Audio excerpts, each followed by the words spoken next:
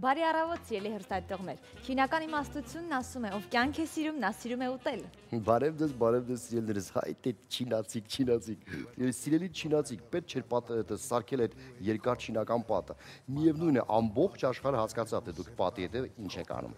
Իսկ ես բարևում եմ ձեզ, սիրելիներս, չեք պատկերացնում դուք ինչքան եմ ես երջանիկ, որ ամեն անգամ գալիս ենք ձեր տուն եւ բարևում ենք եւ մասնակցում ենք ձեր առավոտվա այդ արարողությանը։ Այսօր խոսելու ենք ուտելու մասին, Սերգեյ շատ հետաքրքիր թեմա ենք ունենալու, բայց թեմային անցնելը ես առաջարկում եմ այս պահին ծանոթանալ եղանակի տեսությանը, այնուհետև կվերադառնանք։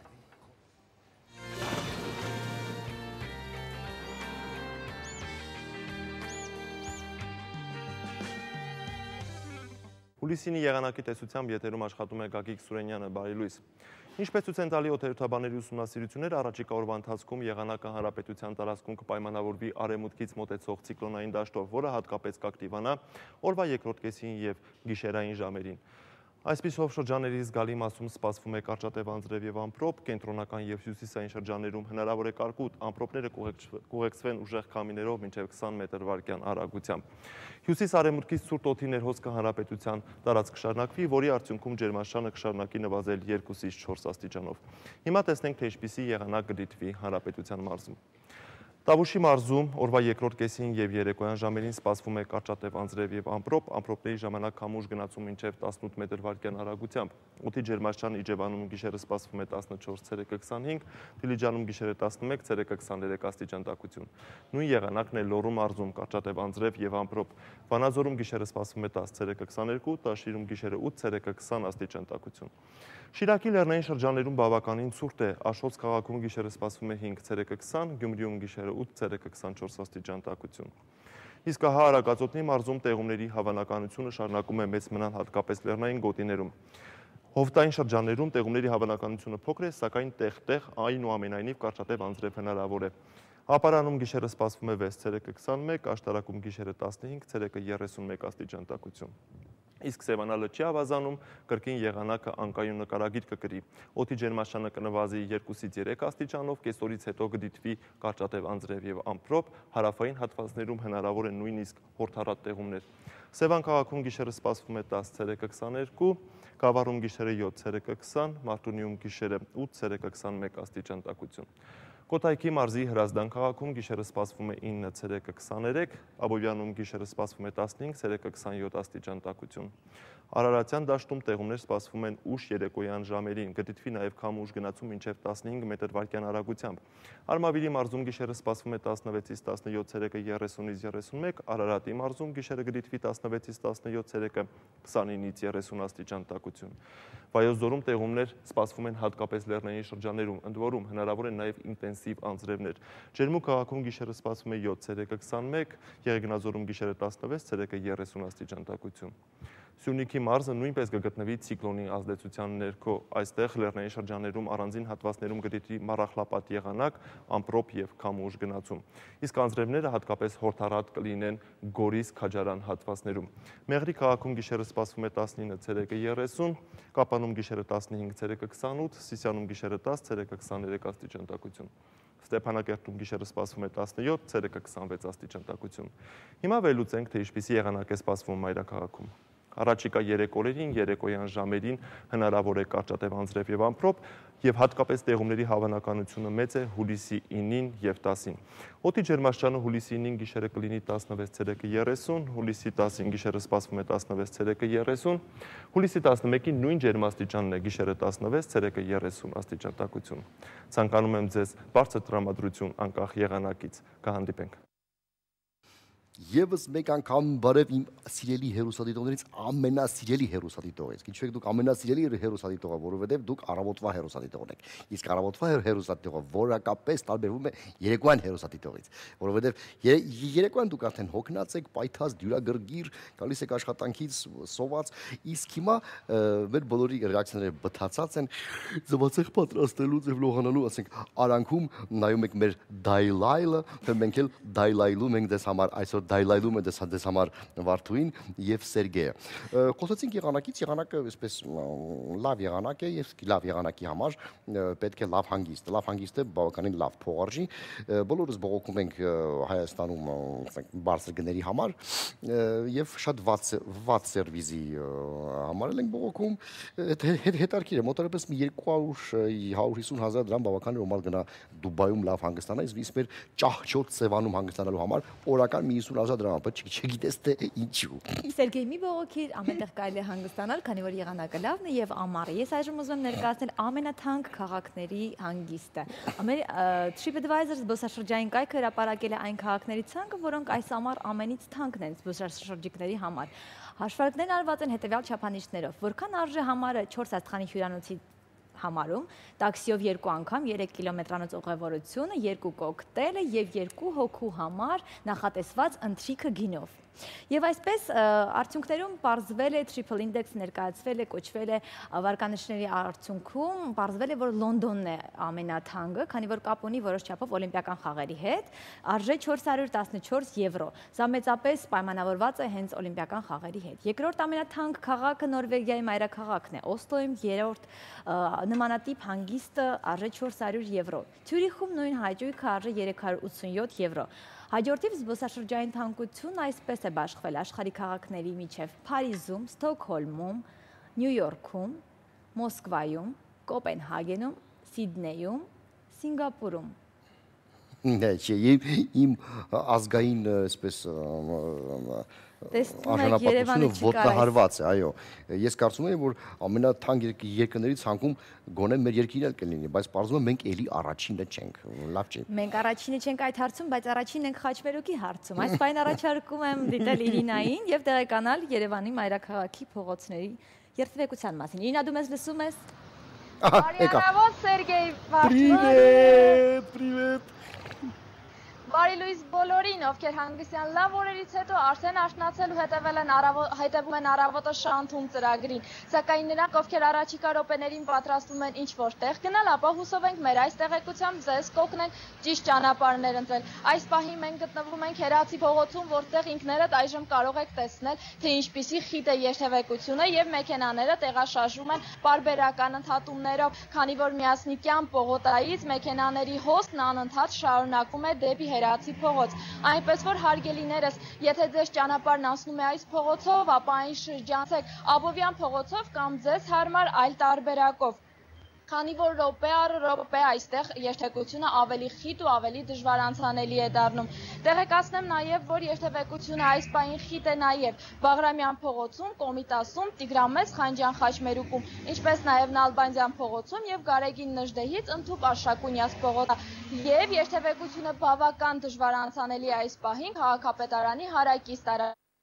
Հարգելի, որ այս պահին երթևեկությունը բավական խիտ է Հերացի փողոցում, այնպես որ հնարավորության դեպքում այն շրջանցեք, իսկ մենք կշարունակենք հետևել երթևեկության զարգացումներին ու փոփոխություններին։ Ձեր տրամադրությունն էլ թող անփոփոխ բարձր մնա ամբողջ օրվա ընթացքում։ Սերգեյ, Վարդուհի։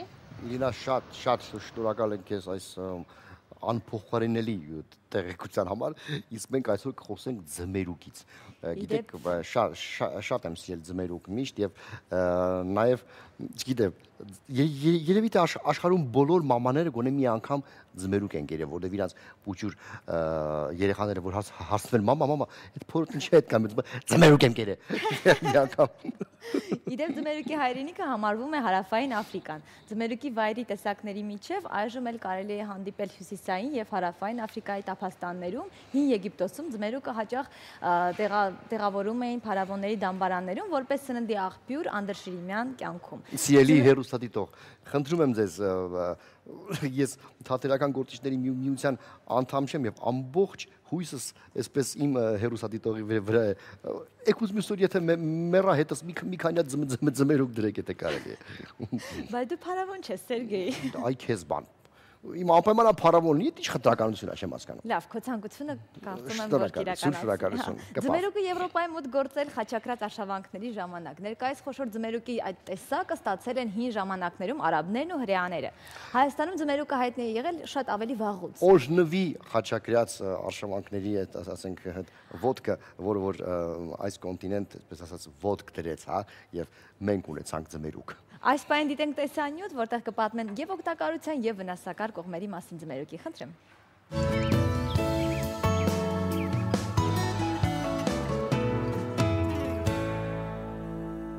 Այն ինչն է ինչը, որով կարելի է միաժամանակ կշտանալ, հագեցնել ծարավը եւ լվացվել։ Հայտնի հանելուկն իհարկե հենց ձմերուկի մասին է։ Այն հագեցնում է ծարավը, քաղցը եւ դեռ ավելին, հիանալի մաքրում եւ խոնավացնում է մաշկը, բայց դա այն դեպքում, եթե ձեր գնած ձմերուկը լավն է։ Տարվա այս սեզոնին, երբ շուկայում հայտնվում են առաջին ձմերուկները, սպառողների շրջանում հաճախանում են խոսակցությունները դրանց վնասակարության մասին։ Ասում են հողագործները բերքի աճն արագացնում են քիմիական պարարտանյութերի շնորհիվ, իսկ անտեղյակ սպառողն այն գնում եւ ընկնում է ծուղակը։ Այն մարդիկ, ովքեր տառապում են քրոնիկ հիվանդություններով, արկային հիվանդություններով, նրանց խորհուրդ չի տրվում օգտագործել ձմերուկը, որովհետև պարարտանյութերով լի ձմերուկը կարող է առաջացնել վքնացություն, կարող է դիսկոմֆորտ լինել եւ կարող է առաջացնել նաեւ փորկապություն եւ հակառակ էֆեկտ։ Հետազոտությունների արդյունքում պարզվել է, որ քիմիական պարարտանյութերի մեջ պարունակվող այդ նիտրատները կուտակվում են հատկապես ձմերուկի եղևի մոտ 3-ից 4 սանտիմետր հաստությամբ շերտում։ Ձմերուկի ընդհանուր մշակումը 90 օր է։ 90 օր հետո ձմերուկը արդեն հասունանում է, վաճառվում է։ Գյուղատնտեսների կարծիքով Հայաստանի պայմաններում ձմերուկն առանց միջամտության բնական ճանապարհով սովորաբար հասունանում է հուլիսի վերջին, բայց նաև չի բացառվում, որ կգտնվեն գյուղացիներ, ովքեր կսկսեն մշակել պտուղն արդեն մարտի վերջից եւ հուլիսի սկզբից արդեն սպառողներին կապահովեն դաշտից քաղված ձմերուկով, որը կարելի է ձեռք բերել 1 կիլոգրամի դիմաց վճարելով միջինը 150 դրամ։ Մենք գիտենք, որ մշակել են, գիտենք, որն է հասած, որն է խակ, բոլորն էլ հասած խաղում ենք, մեզի ձեռ չի տալի, խակը խաղենք։ Ուտել այս սեզոնին ձմերուկ թե ոչ, մասնագետները խորհուրդ են տալի հենց այսպիսի անփայլ եւ փոքր ձմերուկ չուտել։ Դրա փոխարեն մենք հիմա կընտրենք որակյալ ձմերուկ, որն ունի եւ արտաքին գեղեցիկ փայլ եւ նաեւ շատ համեղ է։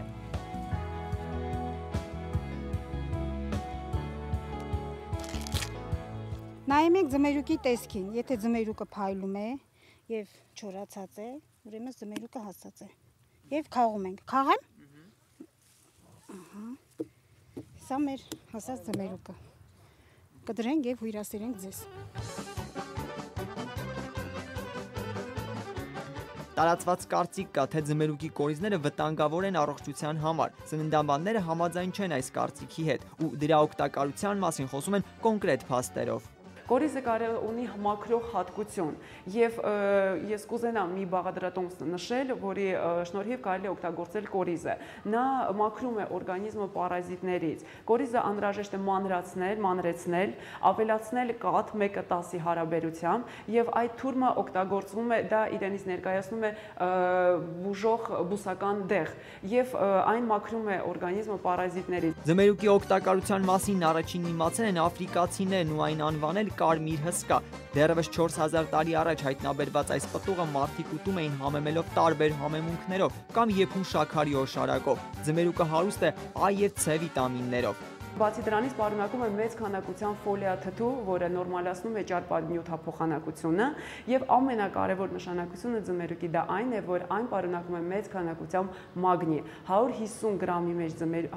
գրամ ձմերուկի մեջ պարունակվում է մագնի այն քանակը, որը անհրաժեշտ է մեր օրգանիզմին 1 օրվա ընթացքում։ Այդ իսկ պատճառով այն խորհուրդ է տրվում օգտագործել բարձր զարկերակային ճնշում ունեցող անձանց։ Բացի դրանից այն պարունակում է նաեւ երկաթ, ֆերում եւ այն օգտագործում սակավարանության ժամանակ նույնպես։ Այս ամենին զուգահեռ պետք չէ մոռանալ նաև, որ հաճախ ձմերուկի հետևանքով թունավորումների կամ ստամոքսային խանգարումների պատճառը մենք ինքներս կարող ենք լինել։ Ձմերուկի կեղևի վրա պահպանվում են հողի փոշու մնացորդներ, որոնք ինչպես հարկն է չլվանալու դեպքում կարող են դառնալ ստամոքսային ինֆեկցիաների պատճառ։ Ամեն դեպքում, եթե սիրում եք եւ հաճախ եք ձմերուկ ուտում, ապա հիշեք չափի մասին։ Կերեք այնքան, ինչքան կարիք ունի ձեր օրգանիզմը, ոչ թե աչքը։ Արտուր Օսիպյան, Սեյրան Արզոյան, Առավոտը շանթում։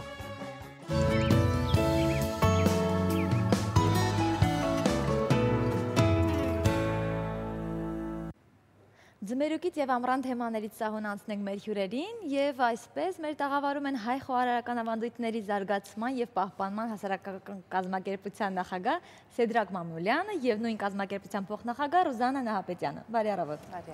Բարև ձեզ։ Ամսի 11-ին տեղի ունենալու Տոլմայի փառատոն, հա, խոսենք այդ մասին։ Խոսենք հուլիսի 11-ին ժամը 18-ին Սարդարապատում տեղի ունենալու համահայկական երկրորդ Տոլմայի փառատոնը։ Այսինքն երկրորդն է թվով, առաջինը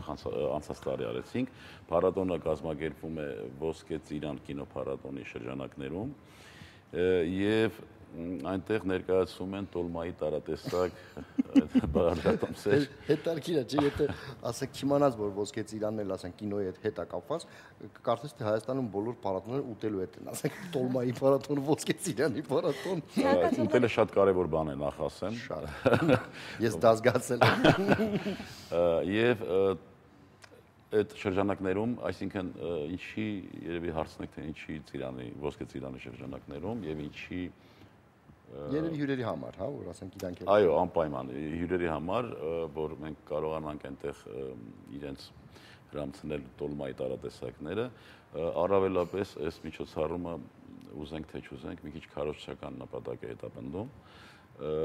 Դուք հիշում եք անցած տարի Ադրբեջանի նախագահը նույնիսկ անդրադարձավ Տոլմային, իրենց ազգային ակադեմիայի, գիտությունների ազգային ակադեմիայի շենքի բացման օրը եւ նշեց, որ այլ մշակույթ, այդ ջուրերի հետ միասին նաեւ մեր խոհանոցն են յուրացրել հայերը եւ եթե որևէ հայ հարցնեք է Տոլման ինչ է, չի կարող պատասխանել։ Այս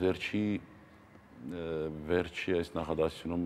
մասնավորապես մի քիչ մասնակիորեն ճիշտ է ասում Ալիևը, որ շատ հայեր չէ, որ գիտեն Տոլման ինչ է նշանակում։ Իսկ կարող եք բացատրել։ Տոլմա տոլի բառից է, տոլին հին հայերենով նշանակում է խաղողի վազ, տոլմա նշանակում է խաղողածին, խաղողածին, չնայած ոչ քիչ այսպես ընդդիմադիրներ ունենք մենք այստեղ նաև այս բառի հետ կապված, նաև դրա հայկական լինելու հետ կապված եւ մենք մի ամիս ու կես հետո այդ հայտարարությունից հետո որոշեցինք իհարկե այդ միտքը որ պետք է անպայման Տոլմայի փառատոն կազմակերպենք շատ վաղուց դեռ խմորվում էր մեր կազմակերպության շրջանակներում եւ մի ամիս ու կես հետո մենք կազմակերպեցինք այդ փառատոնը որի արդյունքում նախ իհատ եկավ 70 եւ ավելի տարատեսակներ Տոլմայի Եվ ամենակարևոր հանգամանքը նա էր, որ մեր ժողովուրդը տեսա, որ մենք շատ բազմազան է մեր խոհանոց, հատկապես այդ մասով, եւ երկրորդն էլ քարոզչական նպատակ, որ մենք դրել էինք հասանք մեր նպատակին, CNN-ով 2 օր 3-ական րոպե գնաց հաղորդում Տոլմայի մասին, հենց փառատոնի մասին, եւ այնտեղ նշվեց, որ 3000 տարվա կերակուր է, ասեմ, ուտեստ է եւ բուն հայկական ուտեստ է եւ անունը այսպես է ծագել եւ աշխարհում առաջի Տոլմայի փառատոնը կազմակերպեցին խաղողի բնորանում Սարդարապատում, այսպես Ձեզ բերել ենք մեր գիրքը, որը այս տարի է լույս տեսել, հեղինակի կողմից Վահե Անթանեսյանի, նա մեր կազմակերպության քարտուղարն է եւ բոլոր մեր կատարած փառատոնները գրի ենք առնում, գրքի վերածում, որ ավելի հասանելի լինի ժողովրդին։ Մենք սա ձեզ այո նվիրում ենք, ուզում որ դուք ուշադրություն դարձնեք եւ բոլոր բաղադրատոմսերը մեջը գրանցված է անցյալ տարվա փառատոնինը։ Իսկ այս ուզում եմ խոսել Հարիսայի մասին, թուրքերը սեփականաշնորհեցին, հա, նաև Հարիսան, որոշ չափով ինչքանով եք համաձայն այդ մտքի հետ։ Ցավոք պետք է նշեմ, որ ոչ թե թուրքերը սեփականաշնորհեցին, այլ մենք տեր չկանգնեցինք։ Բայց գուցե մեր մեղքն է, բանում Մուսալերում միշտ Հարիսա են տալիս, Հարիսան միշտ մեր տներում է, ասենք ինչ պիտի անենք։ Մի անգամայն ճիշտ եք, Սերգեյ ջան, բայց այդ պետք է ասեք նրանց, ովքեր պատասխանատու են դրա համար, ներկայացնելու համար, այդ ինչ հարթակ է, չգիտեմ, ՅՈՒՆԵՍԿՕ, ես այդքան չեմ էլ կարևորում ասեմ պարզ, մենք գիտենք թե ՅՈՒՆԵՍԿՕ-ն ինչ կազմակերպություն է, գիտենք որ շահագրգիռ կազմակերպություն է, գիտենք որ ով շատ փող տա նրանցն էլ անցնելու է,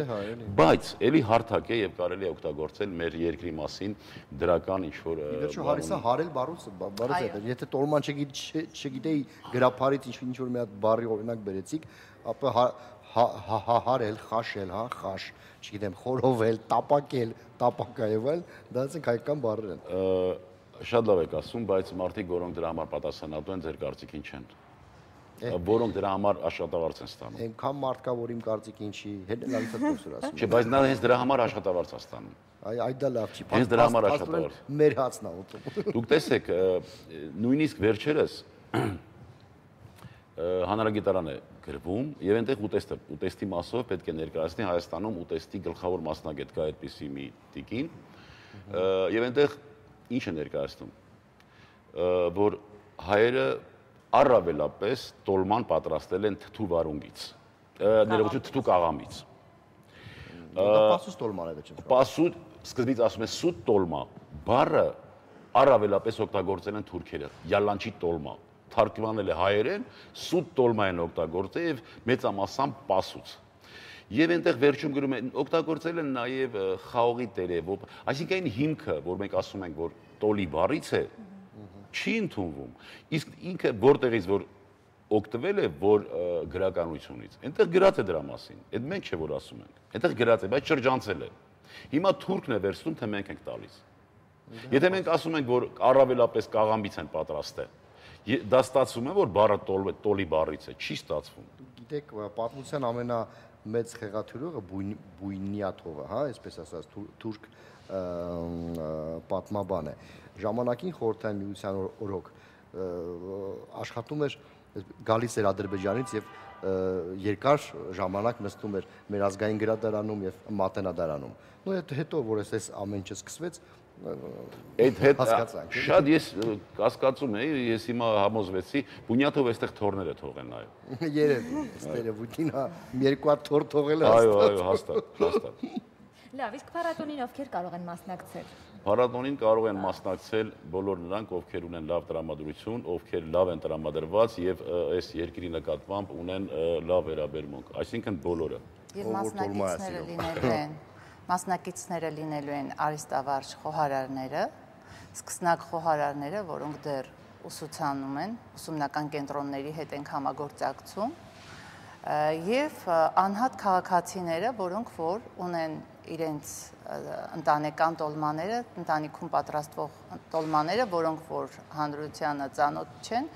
մասնակցելու են այս տարի նրանք էլ։ Իսկ մրցույթ կազմակերպելու է այլ լավագույն խոհարարը, լավագույն տոլման։ Իսկ ինչպես է կատարվում։ Այստեղ ես ուզում եմ ձեզ ներկայացնել անցյալ տարվա հաղթողին, որը գլխավոր մրցանակն էր։ Տեսեք, թե որքան էր ուրախությունը։ Այս կադրերը կարծում եմ բոլորը պետք է տեսնեն։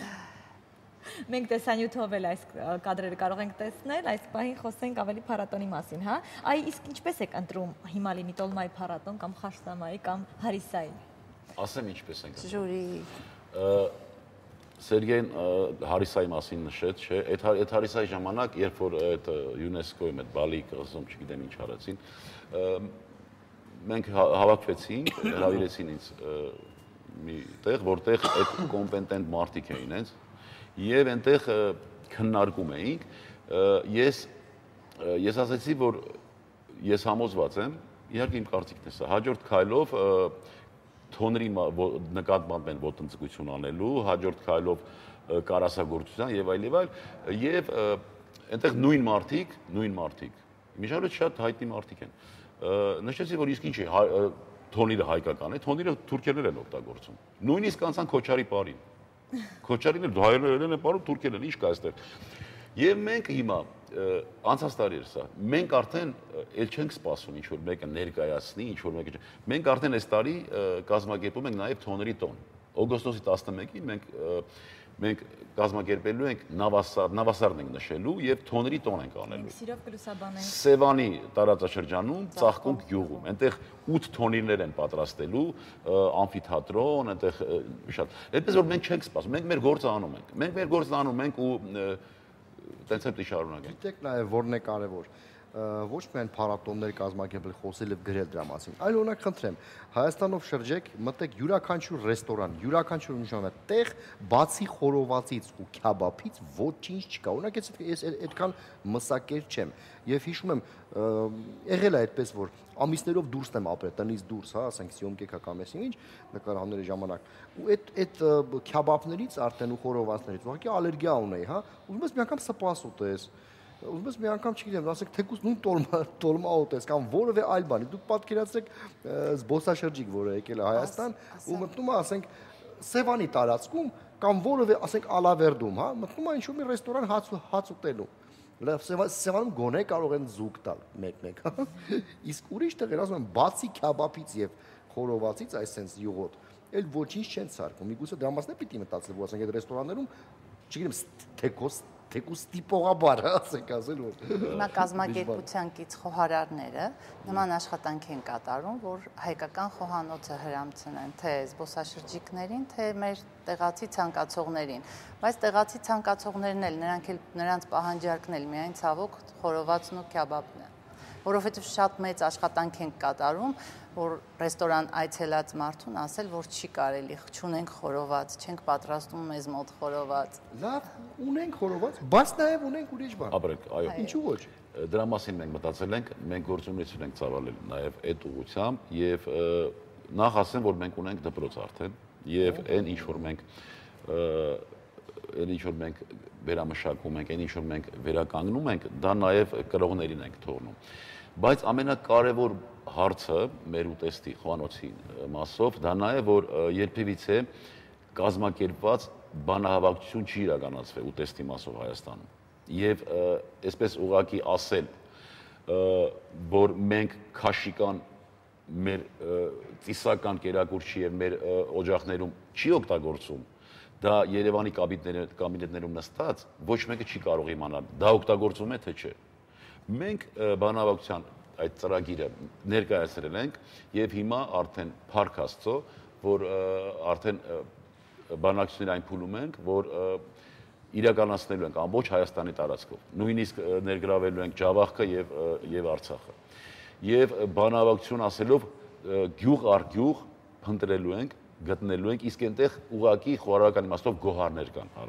առայժմ ապրող տատիկների մոտ։ Լավ, ամբողջ աշխարհում ընդունված է համարել, որ տղամարդիկ ավելի համեղ են պատրաստում, քան կանայք, ինչու է պայմանավորված կամ համաձայն եք այդ մտքի հետ։ Չէ, ես իհարկե համաձայն չեմ, կենսաբանորեն այդպիսի բան կա ուղղակի, որ համահոտային հատկանիշների համար պատասխանատու օրգանները տղամարդու մոտ մի քիչ ավելի զգայուն են, բայց դա ուղղակի կենսաբանական այդ բաներ խոհարարության հետ այդքան կապ չունի, իսկ որ մեկը չի հիշում մեր մայրիկի կամ տատիկի լավ պատրաստած կերակուրը։ Հիշում ենք։ Չեն կարող մոռանալ։ Այսինքն սիրով պատրաստելու սեր դնելու մեջ։ Հա, ես զգացել եմ, երբ որ սիրով է պատրաստվում ուտելիքը, կարող է հասարակ ձվածեղ լինի եւ շատ համով, որովհետեւ ուտելիքը ինչ-որ էներգիայի բարի էներգիա է կուտակում։ Այո, մատերի միջոցով փոխանցվում է, գիտեք, ուտեստը հենց այնպես ուղակի քաղցը հագեցնելու միջոց չի։ Եվ ի վերջո մարդը կենթանուց տարբերվում է նրանում, որ նա, ասենք, պատրաստում է այդ ուտելիքը եւ նայած ոնց կպատրաստի, ոնց կմատուցի եւ ինչպես կուտի։ Լավ, այս բանը առաջարկում եմ դիտել տոլմայի փառատոնի հետ կապված մի տեսանյութ, այնուհետև կվերադառնանք։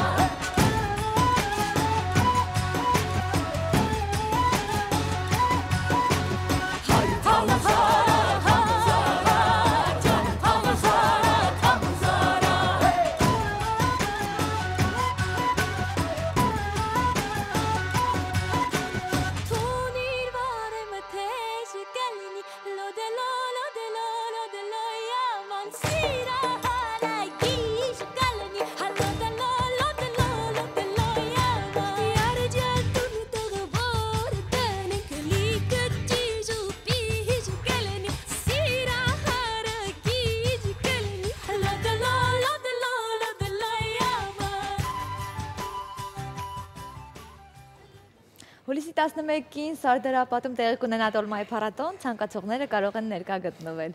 Եվ ձեր այ խորհուրդը վերջին, խնդրում եմ խորհուրդեք այն մարդկանց, ովքեր պետք է պահպանեն հայկական ուտեստները, ավանդույթները եւ ինչու՞ չէ տոլման։ Բոլորից հայես։ Մեզանից յուրաքանչյուրս կարող ենք պահպանել։ Ուղղակի պետք է տեղեկատվությունը շատացնել, այո, բոլորին ներկայացնել ճիշտը, գեղեցիկ հրամցնել եւ ցանկություն առաջացնել, որպեսզի նրանք էլ կարողանան մեր կողքին գտնվել եւ աշխատանքը կատարենք էլ ավելի լավ։ Գոնե ես, ասենք, մի 3 հաստատ այսպես ուտելի գիտեմ, որը հայկական է, որը որ Գյումրիում է շատ տարածված։ Քրճիկը, կոնչոլը եւ պանրխաշը։ Պահպանենք ավանդույթները, այո։ Դրանք բոլորն էլ ծանոթ են։ Եմ ուզում հայտնել ձեզ, որ ես նախ շնորհակալություն հայտնել ձեզ, որովհետեւ այդ թույլ կարծիքը, որ մեր խանութը բազմազան չի, դա նաև նրա արդյունք է, որ քիչ է լուսաբանված, եւ այստեղ պահը օգտագործելով ուզում եմ շնորհակալությունս հայտնել, որ եւս մեկ անգամ հնարավորություն ստեղծեցիք անդրադառնալու մեր աշխարհի ամենահզոր, ամենաբազմազան եւ ամենաարևաբույր խոհանոցին։ Եվ խորհուրդ եմ տալիս մեր քաղաքացիներին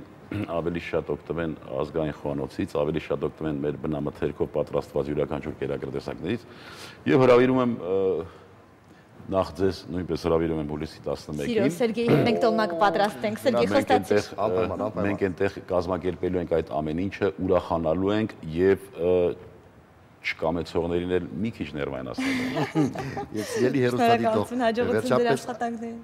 հերոսադիտող վերջապես ընդունենք, որ բացի քյաբաբից եւ խորովածից, որ այդքան սիրում են մեր ազգաբնակչությունը, կա նաեւ ուրիշ ուտելիքներ։ Իսկ այս պահին մեր եթերում կարճատև գովազդն է, խնդրեմ։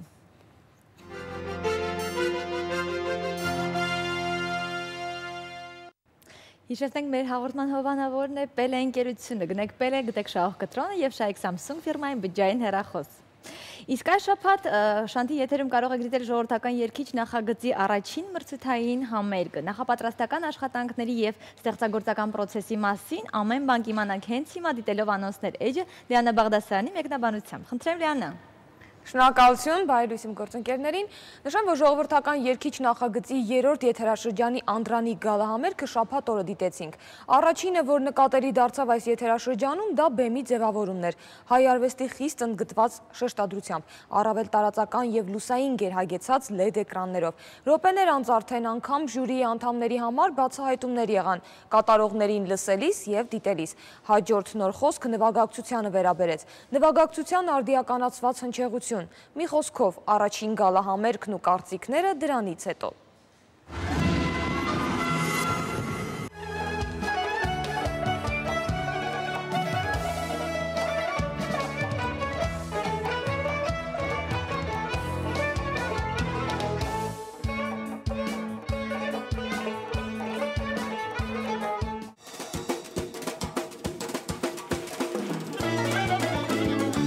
Ողջույն հայկական աշխարհ, բարի գալու ժողովրդական երգիչ 3 հեռուստանախագիծ Շանթ հեռուստաընկերության այս նոր ու շքեղ գերժամանակակից ու գերժողովրդական տաղավարից ես ձեզ ասում եմ բարի գալուս։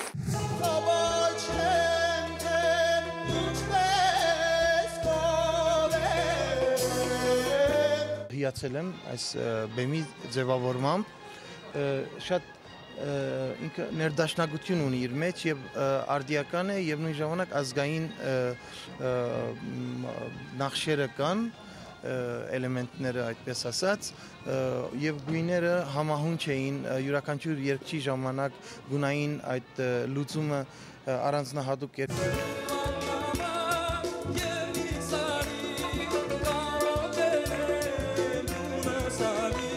Երգիչները նոր սկսնակ երգիչները բոլորն էլ լավն էին, բոլորն էլ տաղանդավոր էին եւ կարծում եմ աճելու դեպքում, այսինքն աշխատելու եւ այդ ուսումը ստանալու, երաժշտական ուսումը ստանալու դեպքում կլինեն նորմալ կայացած լավ երգիչներ։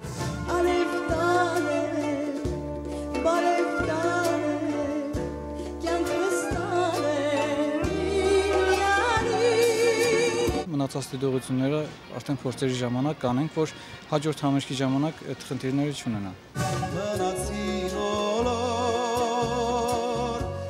քեզ տվեցի անցագնացի Ուրախ եմ որ չեմ սխալվել ու այսօր բեմում ես տեսա 14 հրաշ տաղանդավոր մարդիկ որոնք մեկը մեկու չեն զիջում Եթե այսօր մենք ունենք այս որակի համերգային կատարումներ երիտասարդների շուրթերից ուրեմն մենք կարող ենք շատ ավելի բարոյական եւ շատ ավելի գեղեցիկ մշակութային արժեքներ տանել առաջ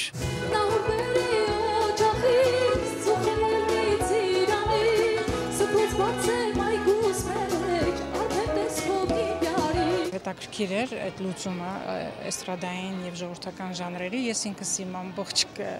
ստեղծագործական կյանքում հենց այդպես էլ արել եմ Եթե գործիքավորումը լինում է ներդաշնակության մակարդակի վրա եւ ոչ ազգային գործիքները ժամանակակից այդպես ասած գործիքները իրենք ծառայեցվում են ազգային գործիքների եւ ազգային հնչյունների կատարման համար ուրեմն դա շատ գեղեցիկ է որովհետեւ ժամանակները փոխվում են եւ մենք պետք է համընթաց քայլենք ժամանակի հետ եւ շատ լավ ձև է նաեւ երիտասարդներին գրավելու, որովհետև նրանք նոր ռիթմեր են սիրում, նոր ձայներ են, էլեկտրոնային ձայներ են սիրում, իսկ այդ ձևով մեր ժողովրդականը մատուցելը էլի գեղեցիկ եւ հետաքրքիր քայլ է։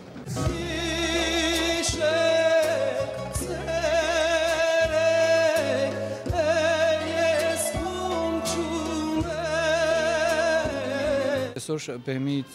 ես ինչ որ լսեցի, բեմից մոնիտորներից եւ ընդհանուր ձայնը, ես հասկացա, որ բեմում կա նոր բառ եմ ասելու էստրադային ժողովրդիկների նվագախումբ։ Կարող է այսպես կարելի ասել։ Ես շատ գոհ եմ բոլոր երաժիշտներից, բոլորը պրոֆեսիոնալ են եւ շատ հեշտ է իրենց հետ աշխատել բեմի։ Եղնիկի պես ծուր միաշեցի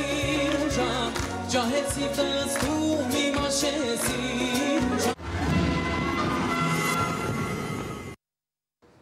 Իդեպ այսօր նախագծի օրագրում կիմանաք, թե որ երկու մասնակիցները հեռուստադիտողի քվեարկության արդյունքում կլքեն նախագիծը։ Իսկ այս պահին ժողովրդական երգիչ նախագծի 3-րդ եթերաշրջանից անցում կատարենք առաջին եթերաշրջան եւ անդրադառնանք գլխավոր բացահայտման այս եթերաշրջանում։ Խոսքը փոխանցում եմ գործընկերներիս։ Շնորհակալություն Լիաննա, ինչպես գեղեցիկ ներկայացրեց քեզ եւ այսպես մեր հյուրն է ժողովրդական երգիչ առաջին հաղթող Սևակ Ամրոյանը, անսպարտ ձայն, բոլորի կողմից սիրված։ Սևակ, ինչպես միանգամից սիրվեցի։ Տեսեք, միանգամից էլի հարց տվեց, չի թողում, ես էլ բարևեմ մեր Սևակին։ Սևակ ջան, բարև։ Այդ ինչ ես տենց սևավորվել, տղա ջան, ինչ ա եղել։ Տենց ստացվեց։ Անունիդ հետ համահունչ շոր ես ուզում։ Շատ լավ, բարի եկար։ Հաղթանակը ինչ տվեց քեզ Սերգեյ։ Ինչ տվեց, ուրեմն մեր շատ խառնվել այրա Սևակ ջան։ Տես, հենց որ դու եկար Վարդուհի միանգամից խառնվեց իրար, անունն է նա խառնում, նոն-ստոպ խոսում։ Նման երիտասարդի կողքին ցանկացած է։ Տեսա սպորտը տեղը դրեց։ Այսինքն նախագիծը ինչ տվեց, հենց նախագիծը տվեց, որովհետև միջև չէի զբաղվում, սովորում էի իմ համար դպրոցի հետ համատեղ Թովմաս Պողոսյանի աշխուհական դպրոցում Ջիվանու անվան Հետո երկի պետականում, հետո Ռոմանոս Մելիքյան, հիմա ավարտեցի կոնսերվատորիան։ Սևակ, ես կուզեմ մենք խոսենք մի քիչ հայ մաքուր երգի վարկանիշի բարձրացման մասին, հա, այս բոլոր այս պրոյեկտները, որ անում է Շանթ հեռուստաընկերությունը, ակնհայտորեն մենք տեսնում ենք, որ եթերից հնչում է մաքուր երաժշտություն, կլինի դա բուսանական, թե ժողովրդական, համենայն դեպս առանց կլկլոցների եւ առանց այն խաղիկների, հա, որը ասենք ինձ ասենք մոտիկ չի։ Ինչ կասես։ Միանշանակ համամիտ եմ, որովհետեւ մինչև ճիշտ է տարիքով երիտասարդ եմ, բայց գիտեմ, որ մոտավորապես 20 տարի ժողովրդական երգ հեռուստացույցով չի հնչել։ Նու մեր նախագծից 2007 թվականից սկսվեց, որ ժողովրդական երգը նորից Զարթոնք ապրեց, այսինքն ոնց որ մենք շարունակեցինք այն, ինչ որ Օֆելիա Ամբարձումյան, Հովհաննես Բադալյան սկսել էին։ Մի խոսքով շատ ուրախ եմ դրա համար, շատ երիտասարդներ կան, որ ժողովրդական երգ սիրում են, երգում են, բայց հնարավորություն չունեին մինչ այսօր։ Շանթը տվեց այդ հնարավորությունը, որովհետեւ բեմ հելեն ու ճիշտ ձևով ներկայանան, իհարկե այնպեսի լավ մասնագետներ են աշխատում, որ չես կարող վատ ներկայանալ ու վատ երգես։ Սևակ, իսկ ընտանիքում ունեցել են ժողովրդական երգիչ, այ որտեղից քեզ այդ ժողովրդական Ընտանիքում չէ, պրոֆեսիոնալ տենց երգող չունենք, մայրիկս սիրողական երգել է, բայց այն ժամանակ գիտեք, աղջիկը երգչուի բան, տենց Իսկ ինչպես ստացվեց, որ դու ռաբիս չէի երգում, այդ ժողովրդական էի երգում։ Չգիտեմ ճիշտն ասած, պատահական է ստացվել, միշտ մանկուց երգել եմ, այնպես չի որ տունը միշտ մերոնք ժողովրդական են երգել, այսպես շորա։ Ուղղակի հոգի հարազատ էր ավելի շատ։ Առաջի երգս եղել է մի բալա էսիմ յարը, հիշում եմ այսօրվա պես։ Ամեն դեպքում փոքրիկ քյարթին եղել է։ Չէ։ Լսել եմ, չեմ ասում չեմ լսել, բայց չեմ երգել։ Չէ, ընդհանրապես ոչ միտեղ սուտ կլինի որ մեկը ասի, որ ես ինչ որտեղ ռաբիս եմ երգել կամ մի խոսքով։ Լավ, իսկ ինչ հետաքրքիր է եղել, այ ժողովրդական երգը երգել են մեծերը եւ ավելի լավ են կարողացել մատուցել։ Իսկ երիտասարդներին որտեղից այդ փորձը, որ վերապրեն եւ մատուցեն։ Այ որտեղից քեզ այդ փորձը կամ զգայականը։ Գիտեք, ոնց չեմ կարող կոնկրետ ինչ-որ բառերով բացատրեմ։ Ես էլ եմ միշտ մտածել այդ մասին, որ այս տարիքում թեկուզ ես, թեկուզ իմ բոլոր ընկերները, որ այս տարիքում երգում ու վերապրում են, բայց երևի հոգեվիճակ է, ներքուստ ինչ-որ բան է, ոնց որ ասենք մեր սուպերստարի երեխեքը նույն էստրադան երգերը կերգեն ու կվերապրեն, երևի մենք էլ սրա համար ենք ծնվել։ Սևակ ջան, այսպես օգտվելով արդից, որ մասնագետի հետ ենք խոսում, հիմա դե ի վերջո կոնսերվատոր ես սովորում եւ այլ,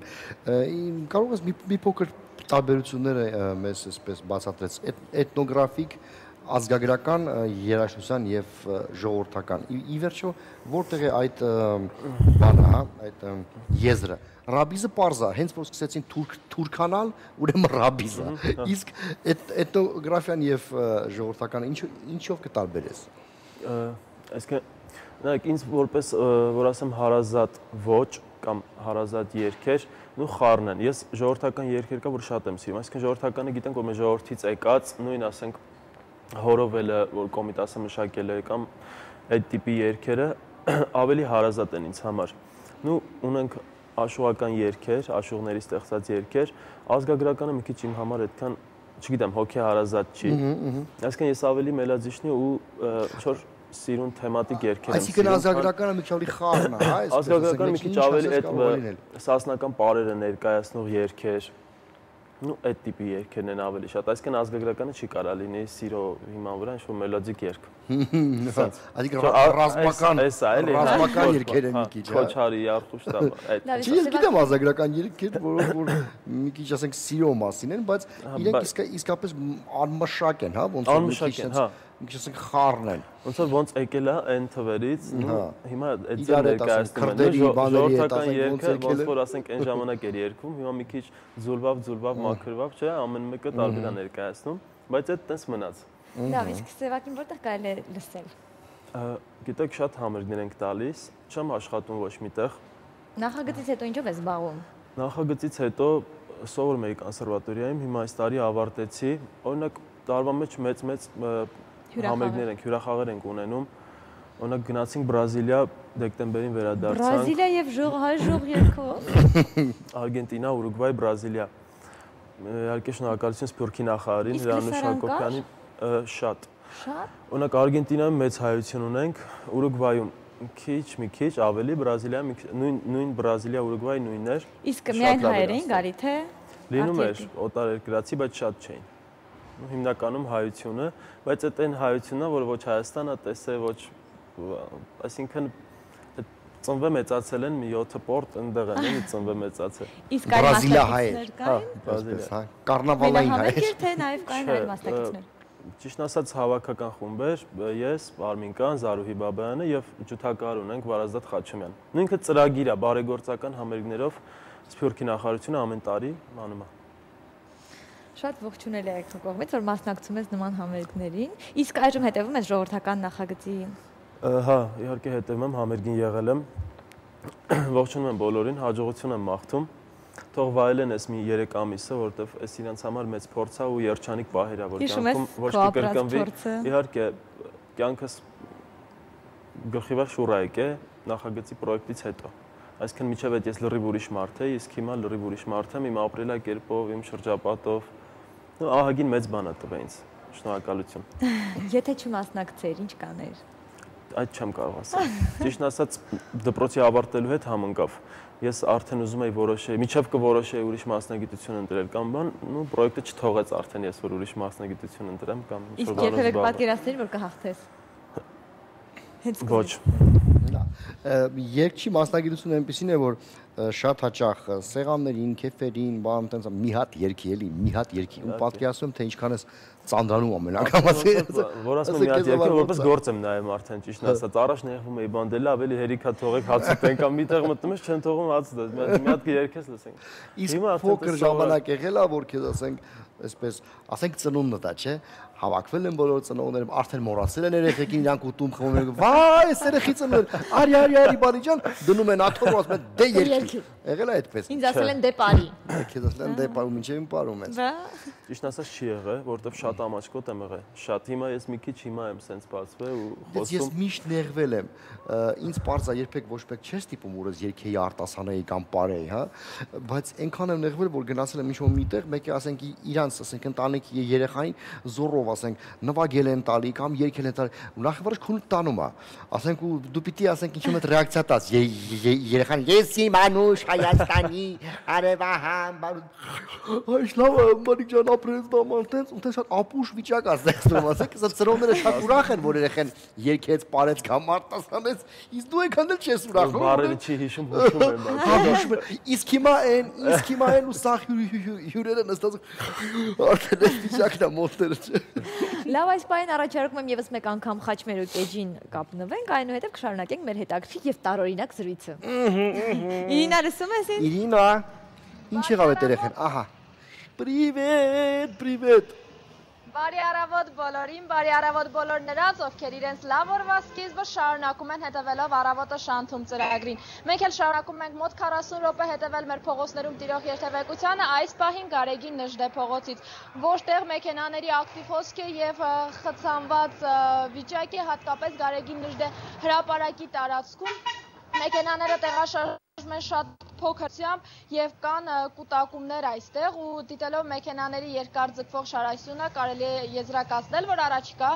կես ժամվա ընթացքում ամեն դեպքում այստեղ դեռ կլինի խցանված, այնպես որ հարգելի հեռուստադիտողներ հնարավորության դեպքում շրջանցեք այս փողոցը, տեղեկացնեմ, որ մեքենաների կուտակումները շարունակվում են նաև Հերացի փողոցում, որտեղ առավոտյան էին գտնվում եւ այնտեղ այս պահին երթևեկությունը ել ավելի դժվար անցանելի է, այնպես որ հարգելիներս այդ փողոցը եւս հնարավորության դեպքում շրջանցեք։ Րոպե առ րոպե մեքենաները ավելանում են նաև Ֆրանսիայի հրապարակում, մասնավորապես Բաղրամյան եւ Սայաթ Նովա ուղղություններով։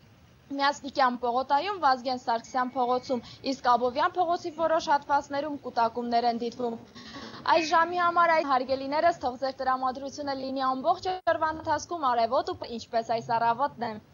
Վարդուհիս Շնորհակալություն Իրինա ջան, շատ շնորհակալություն, տեսնում եք սիրելի հեռուստադիտող, այս խեղճ երեխեն առավոտ կանուխ դուս ա եկե փողոցները նայում ա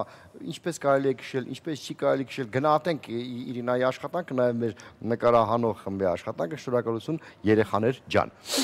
Անցնենք էլի տաղավար եւ կամաց դες հրաժեշտ տանք, որովհետեւ ժամանակը անսպառ չի։ Բայց հրաժեշտից առաջ մենք ուզում ենք որ Սևակը երգի։ Ասացի կամաց նշանակում է որ այն մյուս բառը դու կարող ես ասել որ Սևակը երգի ու գնա։ Դե։ Լավ, որ երգի։ Այն նույն այն վիճակի մեջ են գալ։ Դե Սևակ ջան, երգի բալի ջան, երգի։ Երկու տուն երգեմ, հա, ու երգեմ իմ առաջի երգը, ինչ որ երգով էր, ես вообще սկսեցի երգել։ Մի բալայե ես իմ յարս մի աղուն է հուրուբոց, խանձեց խորվեց, կտրեց շարս, իմ ջիգյարը շինեց խոց։ Այսքանը շատ տարօրինակ երեխա եք եղել փոքր ժամանակ։ Դա երևի 6 տարեկանում եկեք այդ։ Նախանձն է խոսում Սերգեյի մոտ, ոչինչ, եկեք ուշադրություն չդարձնենք։ Իսկ սելերտադողները այսօրվա համար պատրաստել ենք այսքանը, այսօրվա եթերով ուզում էինք ասել, որ լսեք որակյալ երաժշտություն, լսեք Սերգեյի կոչերին, նա բավականին հետաքրքիր կոչ է անում եւ այսօր ուզում եմ խոսքս ավարտել Անտուան դե Էքզյուպերիի խոսքերով։ Մենք սովորել ենք թռչել ինչպես թռչունները, լողալ ինչպես ձկները։ Մեզ մնում է միայն սովորել ապրել ինչպես մարդիկ։ Բա սիրելի հեռուստադիտողներ, մարդ լինենք, մարդ։ Շնորհակալություն, կհանդիպենք, ցտեսություն։